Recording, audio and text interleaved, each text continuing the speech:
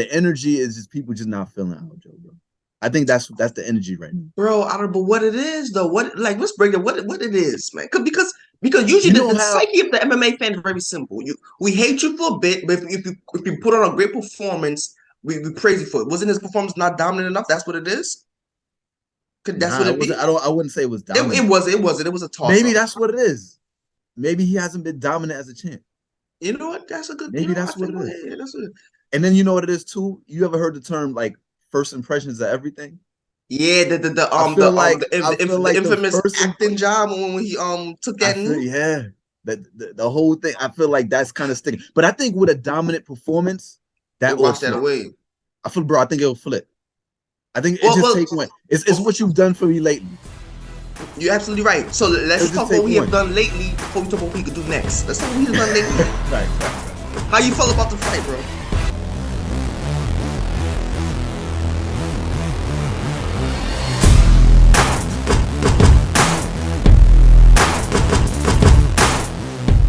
What's going on, everyone? This is Fighting Words with Kevin Shells. I'm Shells.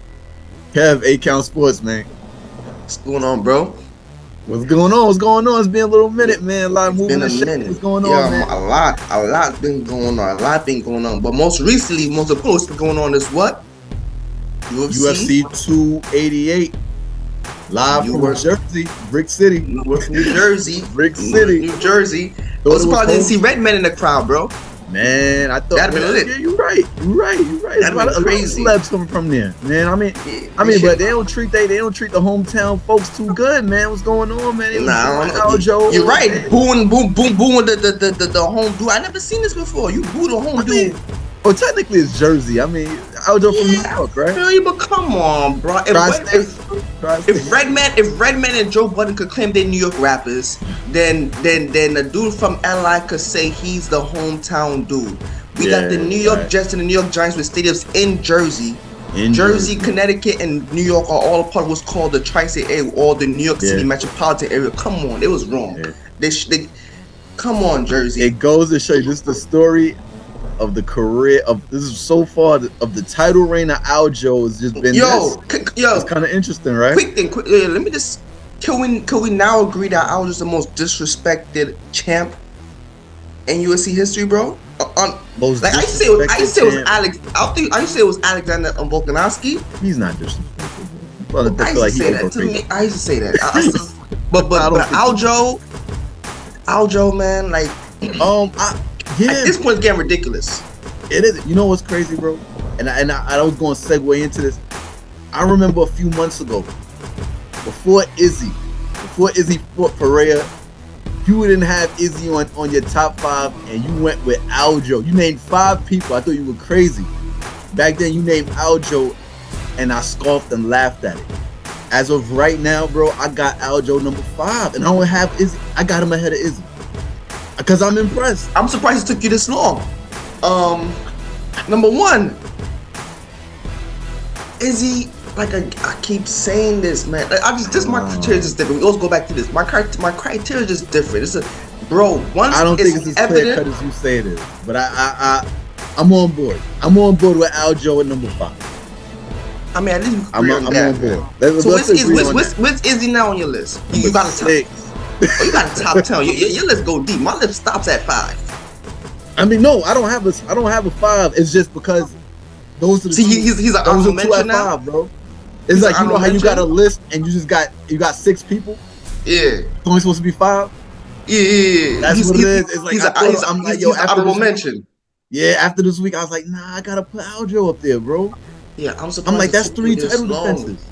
Yes. I don't care how you slice it. And the 3 guys he beat was the 3 previous faces of that division.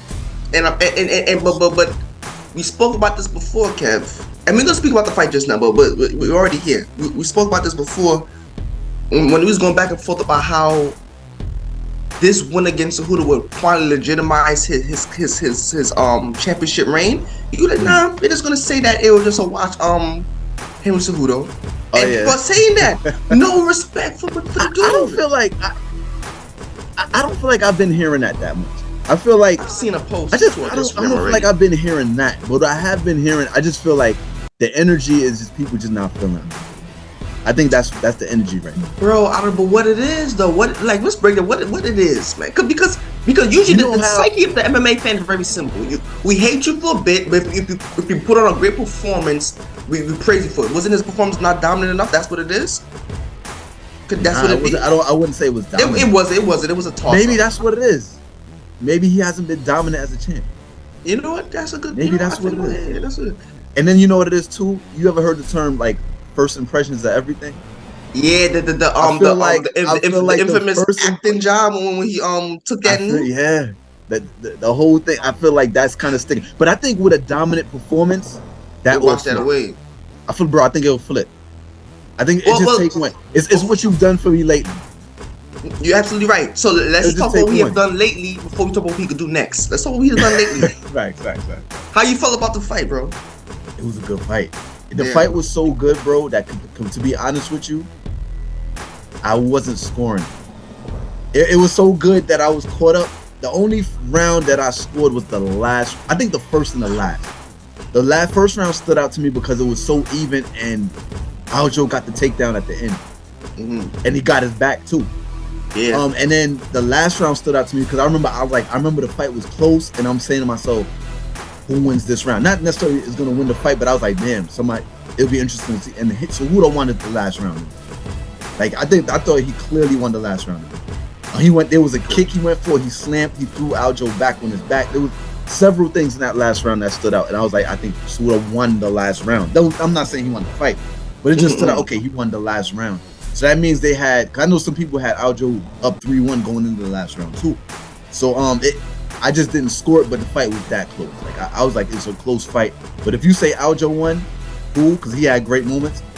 But Cejudo, I texted you and I said I thought Cejudo was going to knock him out. Yeah. Like going into the second round. What made you say that though? What made you say that? Because Cejudo, to me, he started to get close to Aljo a little bit.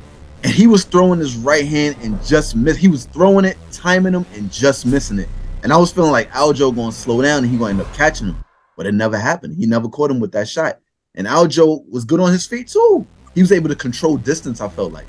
Like Aljo was controlling distance, taking risks. I felt my thing with Aljo though, when he gets tired, he starts getting a little reckless. Like he starts shooting and coming up short stuff. I noticed that. And I'm just like, he looked tired like from about the third round. Aljo was able to hold him off. Henry Cejudo had won that fight, would you have been mad about that judgment? Nah, it was a bit of a toss-up. Maybe I'd have to watch it again and score rounds per se, but just based on the energy, it was a back and forth. Like it was definitely a back and forth. I'd have been upset though. I think I'd have been upset. I'd have been upset. Yeah, because you have a rooted interest in Aljo. You. No, not that. You know my philosophy. To beat the champ, you have to beat the champ. I say that all the time. Like you got to give the champ the benefit of the doubt when a fight is that close. That's just my personal opinion on it.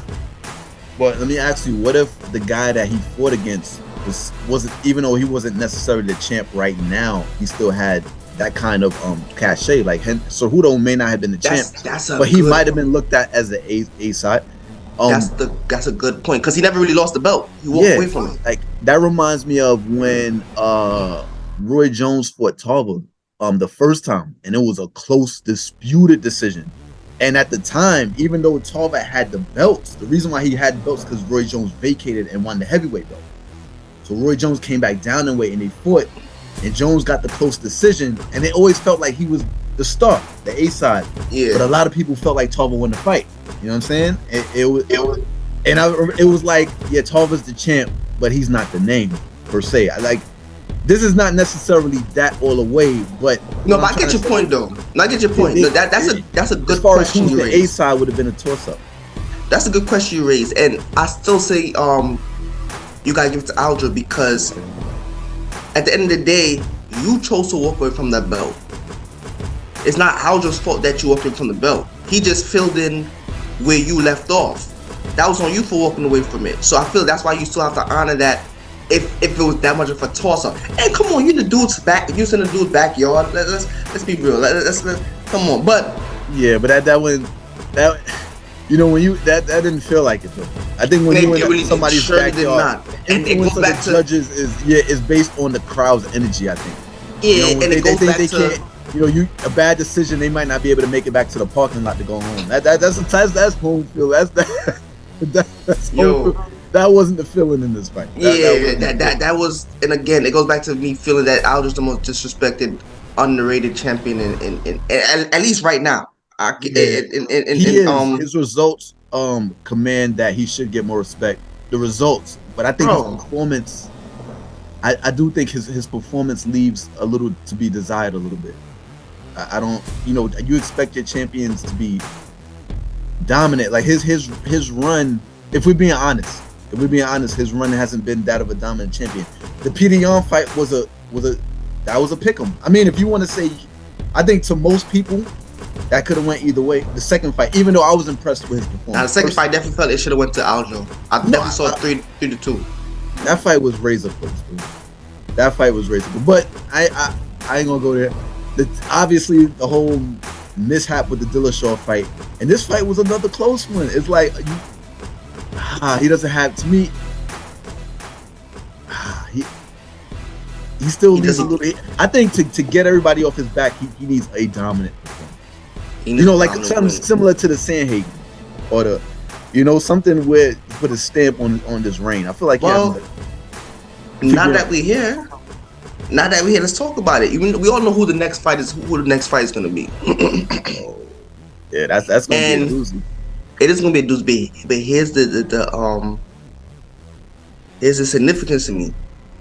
O'Malley is a striker, specialist at striking.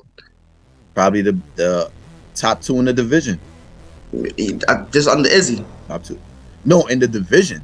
Oh, in the division. I think it's him and Vera, to be honest with you, because they strike a little different. Yeah, because Vera's striking is he's calculated. Yo, I think O'Malley is flashy, but Vera is dangerous because he kind of, if you remember the Cruz fight, he got a way of analyzing what you're doing and then figuring you out later.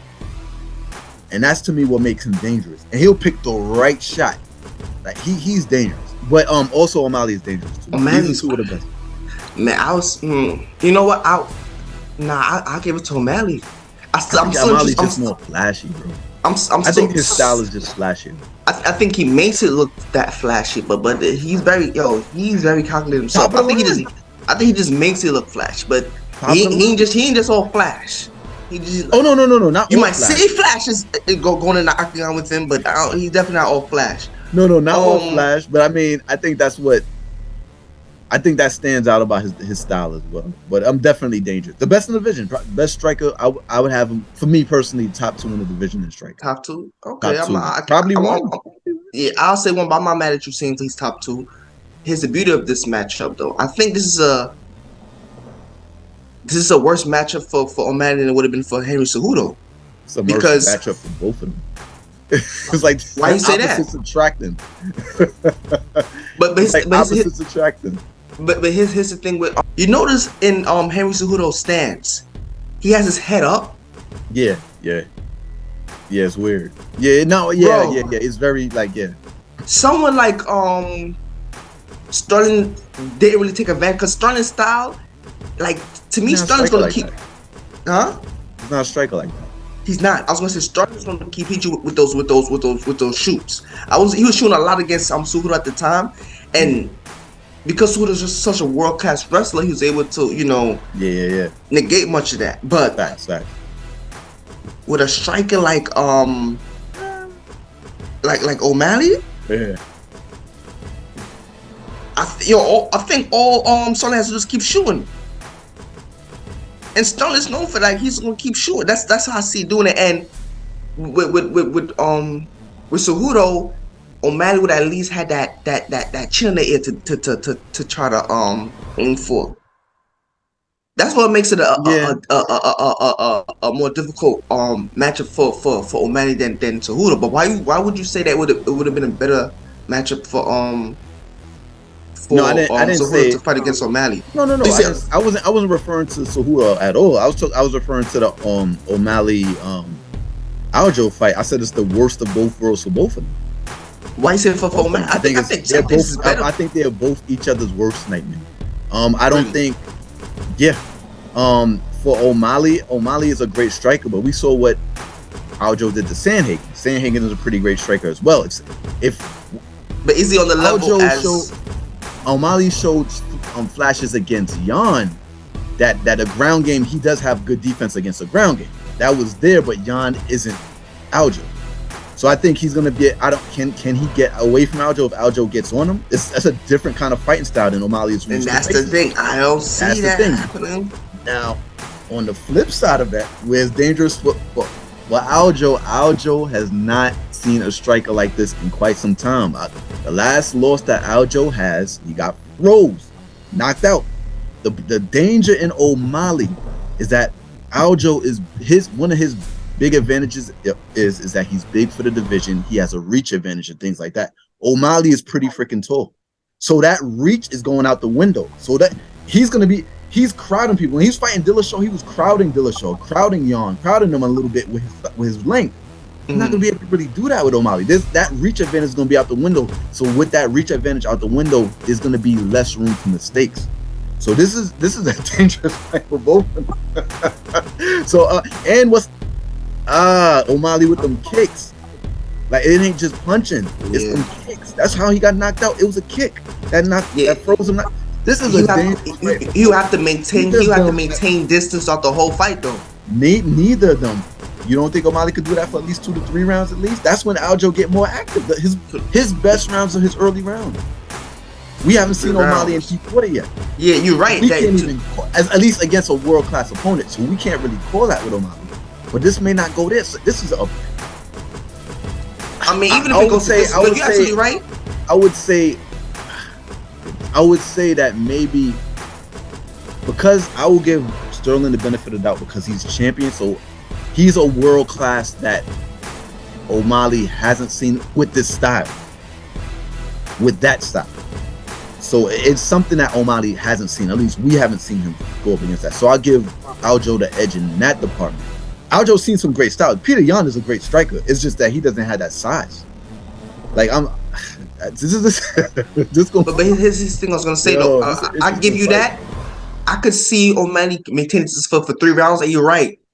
When Sterling comes out, he comes out the gate hard, and he's trying to win them early rounds. So it's put him in the bank. To me, he's trying to bank them rounds. Yeah. Here's my thing though. Even if O'Malley's able to maintain distance for the first 2 to 3 rounds, he still can't make the mistake in the 4th or 5th because Sterling's the kind of dude who's going to keep coming for you. He's going to keep shooting. He doesn't quit. He's going to keep shooting. He has a tank. That tank. Brother, they both can't make mistakes.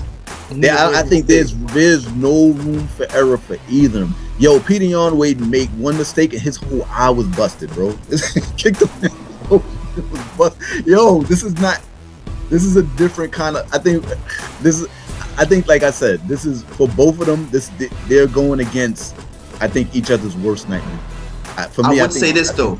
I would say this: if Aljo wins this one, there is no more because Sterling is the golden child of that division. He's the up and coming superstar. This is it. O'Malley, yeah.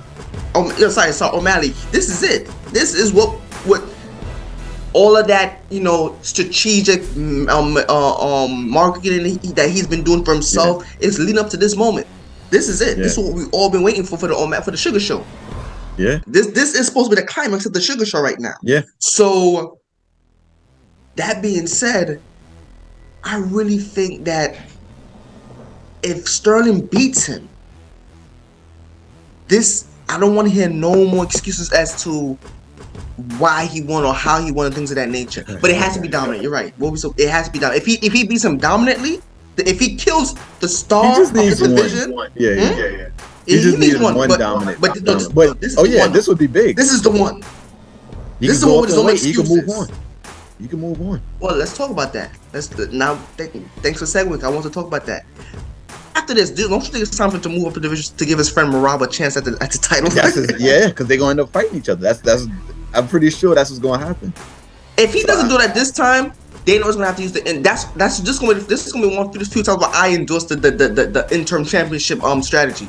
Have Merab fight. Yeah, but I don't think that in fairness, I don't think they're ducking each other. I think that there's other contenders there. In fairness, they're not ducking each other, but in fairness, but I think after this one, yes, because O'Malley's the #1 contender. I actually want to talk more about Merab and what's Aljo's next move, even if he wins or loses. Like I think Aljo moves up. Think Aljo moves up. Okay, move up in weight. He's already been the bantamweight champion. Defended. What are his chances though? Huh? And what do you think would be the outlook if he moves up a division to 145? I don't know. He wouldn't have that size advantage, so definitely wouldn't. I don't know. I don't know. I will see. We'll see. I don't look. I'm done. Doubting Aljo. So we'll see. Long enough. Thanks. I'll leave it. Welcome home. Welcome home, bro. About time. What took you so long? I would say this though. We'll see. I'll leave it. I would say this. I do think he's a little. I still feel like he's a bit one-dimensional. Like he has a great dimension, but when you talking about UFC, you gotta to be a great champion. I feel like you gotta be able to do other things too.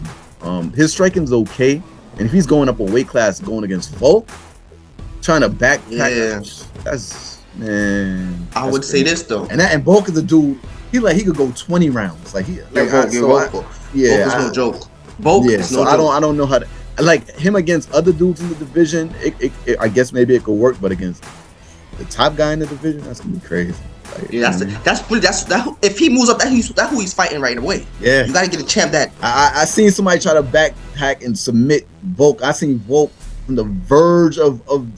But if he does that, then you gotta give him all. But yo, we will get to that. Let's not have him look past Let's not even go past the O'Malley conversation. But to me, you know what it is with the O'Malley thing?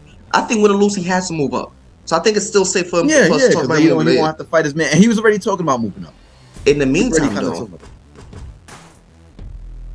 Cejudo calls out Merab. I heard that. I heard about that. What do you think about that? Because we're talking about what's next for Cejudo. It could be Merab. As a matter of fact, I feel like I would say this. Mm-hmm. I would say this. Prediction. I'm pretty sure while it's setting up the O'Malley and the Aljo fight, with the knowledge that Sterling most likely is going to move up a division whether he wins or loses, I'm pretty sure the UFC is going to set up that Merab and Cejudo fight, because whoever wins that is fighting O'Malley.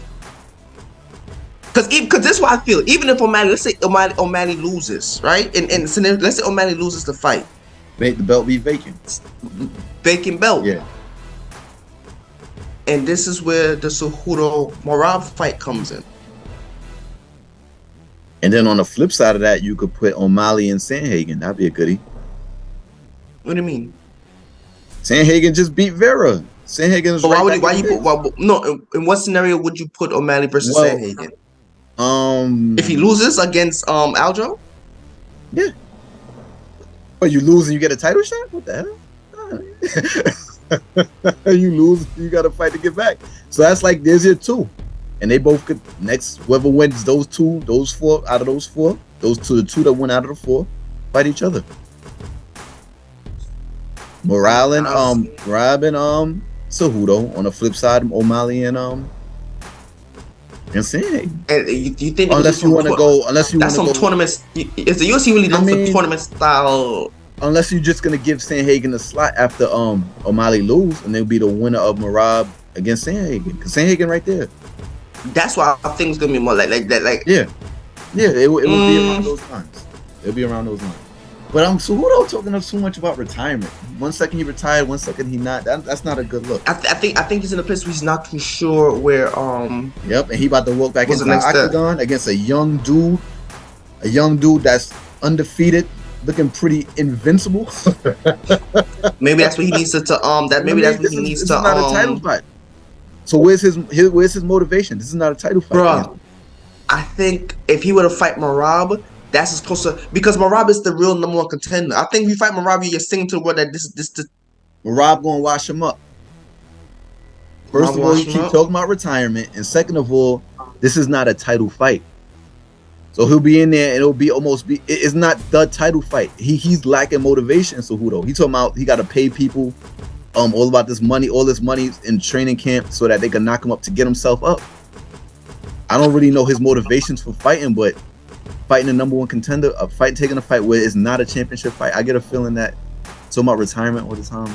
I don't feel good about Cejudo right now, and this is he's going against a dude that's pretty undefeated and confident. So, well, I think that'd be his next move. That's his next move, Merab. If that's the case, if he wants to be taken seriously at division and signal to the UFC and the rest of us that he's still a legit contender for the championship, he has to prove that through Merab.